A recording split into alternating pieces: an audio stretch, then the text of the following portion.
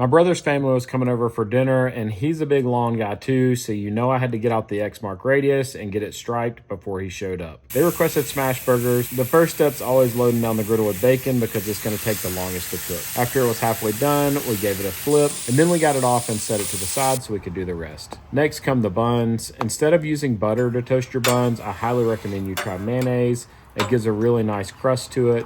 So as those started toasting, we moved them out of the way. And then we added onions. These are sweet Vidalia onions, my favorite ones for a burger. Some people wanted fresh. I like mine grilled, so that's why they're on the griddle. Once the rest of the buns were toasted, I got those off, and then I scraped the griddle as clean as I could. And I even dried up some of the oil just to make sure the griddle was nice and dry for smashing the burgers.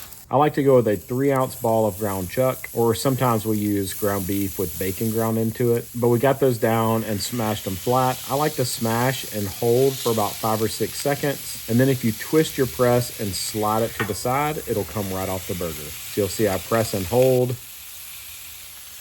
leave it there for about 5 seconds, and then twist and slide it right off. Now we'll get the rest of those burgers smashed, and then it's time for seasoning. I really like something with a coarse salt, pepper, and garlic. So we'll get that shaken on all the burgers. And once all the juices rise through the patties, it's time to scrape them off and flip them over. You really want to use the edge of your spatula to make sure you scrape up all the crust that's been formed on the bottom of those patties, because the crust is the flavor. Right after the patties are flipped, it's time for the cheese. I'm not a big fan of American cheese, so you'll see we're going with the Colby Jack, and we just do 1 slice per patty. I typically do a double patty burger, so you can choose if you're going to have a slice of cheese on each patty or a slice of cheese on just half of your patties. By the time the cheese melts, the burgers are done, so you can go ahead and take those off. And make sure you scrape the griddle clean between each round of burgers so that the next round of patties sears just as good as the first.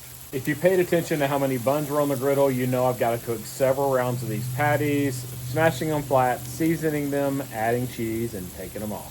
Now it's time to build a burger the way I like it, starting with a toasted bun, ketchup, lettuce, 2 patties, both with cheese, 3 strips of bacon for full coverage, 4 pickles, mustard, and the top bun.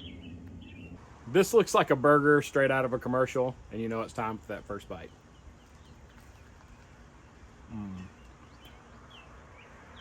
For more backyard life videos like these, go to exmark.com/backyard, and let's eat, y'all.